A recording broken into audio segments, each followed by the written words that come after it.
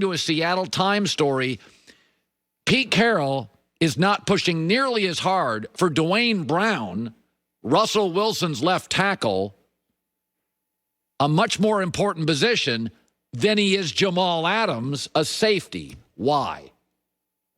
Because Pete's ego is tied to his defense, and his defense in the last several years has not been very good, and Pete's been called out for running a defensive style the league has moved past.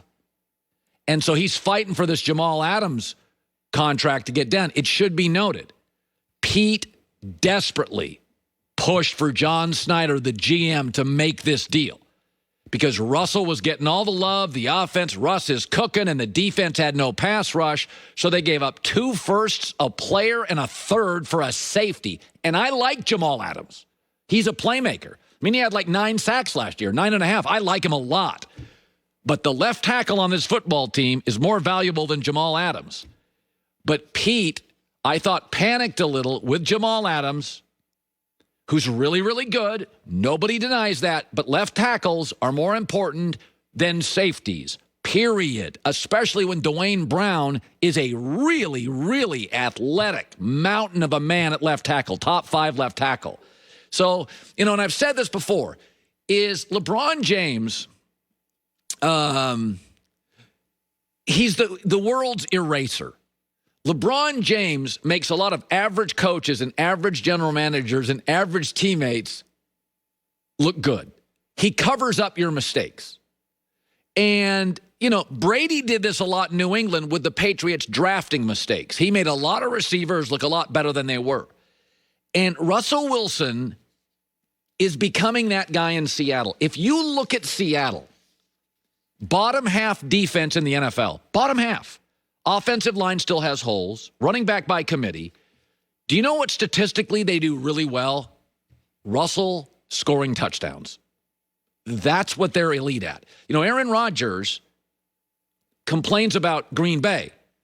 Green Bay's offensive line, far superior to Seattle's. In fact, Aaron, less athletic than Russell, got sacked 20 times last year. Russell got sacked like 45. Running back, advantage Green Bay. Wide receiver, Devontae Adams, the best for either team. Tight end, advantage Green Bay. Coach, offensive-minded. Like, Aaron can complain, but see, Green Bay does several things pretty well to very well.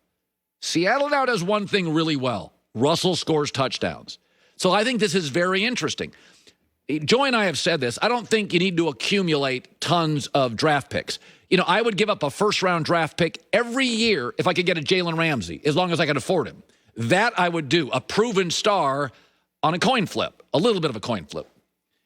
But there's a reason you need second, third, fourth, and fifth rounders, because if you're going to pay 4 guys a lot of money, you need some cheap labor. You got to find some guys. DK Metcalf falls in the draft. Seattle's getting a really good player for several years and not paying him anything. It's really important. And Seattle has just been too willing to just give up draft picks.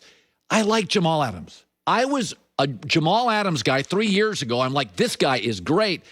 But 2 firsts, a third, and a safety? For a safety? and according to the Seattle Times, 2 reporters, they're not as willing to be flexible with Dwayne as they are Jamal. I think it's because they panicked. Pete jammed this through. I don't believe the entire organization loved it as much as Pete. And now they're only 1 year into this thing. They can't move Jamal Adams. I mean, God, you can't give up 2 firsts and a third and after a year say, all right, we experimented. It didn't work. That looks bad. That optically, that's bad. So, keep your eye on this. Keep your eye on this situation in Seattle. I ran a football team. Russell Wilson, left tackle, feels like much more important than drafted in the NBA. That was me proving people wrong. When I was able to go to college and get a degree, that was me proving people wrong. Not a degree, I wish I got a degree. But go to college, go to UCLA from the inner city, that was me proving people wrong. Just making it out the hood was proving people wrong. I don't need to do that anymore. I thought that was my favorite bite yesterday, and he also said something else that, and I've been critical of Westbrook as a player. We all know that, right? the game has sort of moved away from his style. But one of the things we don't think about a lot is that, when these guys get traded around the league, a lot of times they're not with their kids, they're not with their family. And Russell Westbrook said yesterday, I get to see my mom every day, I get to see my dad every day, I get to see my kids every day. One of the reasons when I started doing this for a living, I did local television, I did play-by-play, I did talk radio. I thought I was going to be a play-by-play guy. One of the reasons I chose this, because I didn't want to live in hotels. Yeah. Because I want to see my wife every day. I want to see my kids. And it's like, I thought Westbrook was really human yesterday. He's like, I got to be around my family. I know, they're all rich. And everybody always says, well, I make a lot of money. You can make a lot of money. It's no fun to be in a condo by yourself waiting for an NBA tip-off, or it's an off day, you practice, and you sit around by yourself. That's not a fun life, regardless if you have a 9-figure net worth. And I thought Westbrook yesterday came off really, really good throughout the interview. Yeah, and I like this response as well because sometimes his legacy is called into question because he has all these incredible statistical accomplishments, but he doesn't have a ring, right? So at the end of his career, how are we going to look back on Russell Westbrook's career if he doesn't win a championship? Because the fact of the matter is we do talk about guys who win championships differently than we talk about all-time legends that don't win championships because that's what you're playing for. Now, at this point in Russell Westbrook's career, he doesn't have to prove anything about whether or not he's a Hall of Famer. Yeah, we know what he is. A legend in the game and what his game is. We know what Russell Westbrook is at this point. The interesting thing with the Lakers is that I'm interested to see how he's going to adjust his game, right? Like, we didn't know if Harden was going to be able to work. It was like, is he going to fit with the Nets? And he blew us all away. He just adjusted his game and carried that team to the regular season. Yeah, I think Harden has really adjusted his game. And for the record, Joy, there are very few players in league history. Magic Johnson was a rare player where if you needed 20 points, he'd give it to you, 20 assists or 20 rebounds. He could play center. Yeah. Like, Magic's an outlier. Your game is your game. And with Westbrook, his game is his game, but I will say this in defense of him. What he adds is kind of what they need, which is they need somebody that's dynamic, athletic. It's an old basketball team. They need some juice. And one thing that Westbrook brings every single night is juice. And I do think it's going to be a little rocky in the beginning of the season, as it generally is when you put a bunch of new players together. So everyone's going to panic and freak out, and that's unnecessary. LeBron always figures it out. To me, the key to this situation is Anthony Davis. We know what Russell Westbrook's going to be. How's he going to work with LeBron and AD and balance it out? They'll figure it out. They're veteran guys, and Russell Westbrook is now home. He wants to win. He has every other accomplishment he could possibly have. So I think whatever adjustments he needs to make, he will. It just depends on AD's health. Like, at the end of the day, if AD is healthy, they're probably going to be in the championship. Yeah, I mean, listen, it doesn't matter if it's Jeff Green or Russell Westbrook.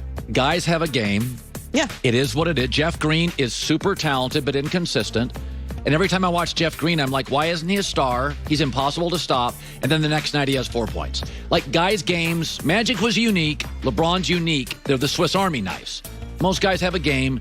We all know what Russell does. And what he does is actually, for this moment, not a terrible fit. Especially during the regular season.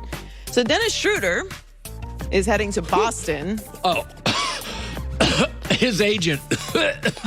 Well, he announced on Instagram that he will play for the Celtics next season. The deal is reportedly for 1 year, $5.9 million. This comes just months after he reportedly turned down a 4-year, $84 million extension with the Lakers.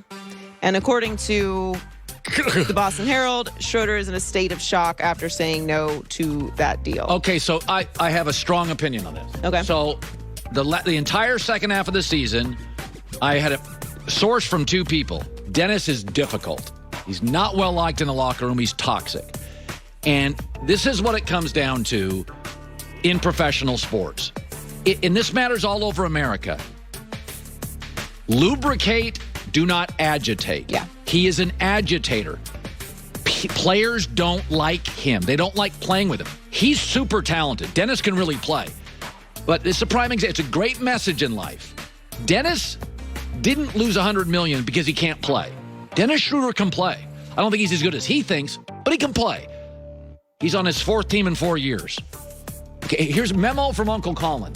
Sometimes in life, lubricate a room, an office. Don't agitate. He's an agitator, and the Lakers were just tired of his blank. They were just tired of it. It's great to have your personality and be yourself and all those things, but you got to get along with other people. And when a team game, especially when that team is led by LeBron James, who has incredibly high standards, and I don't think is really interested in like drama at this point in his career, that's not going to work. Now, everyone's kind of like poking fun at the situation, which I don't take any happiness out of seeing someone lose that much money.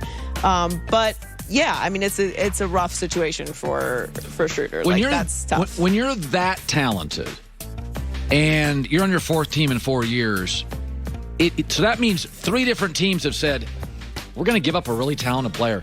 That's not what the NBA is. Pro sports is get talented guys and keep them and try to get a decent deal. He's moving around the league because nobody wants to play with him. Well, there is a silver lining that you do have a 1-year deal and you're with Boston, and you can always turn it around. And if you're a Celtic fan, Jaylen Brown, Jason Tatum, and Dennis Schroeder, those are 3 really good players. And he's got to play for his money now. So if you're a Celtic fan, your hope is he's learned a little bit of his lesson. He pulls back with the agitation, and he goes out and gives you 17 a night, which is what he does. And I think Boston, for a year, feels better today. They're rolling the dice. But you may get lucky here that Schroeder could be on his best behavior, and he's more athletic than Kemba, who's got bad knees. So I think the Celtics, for a year,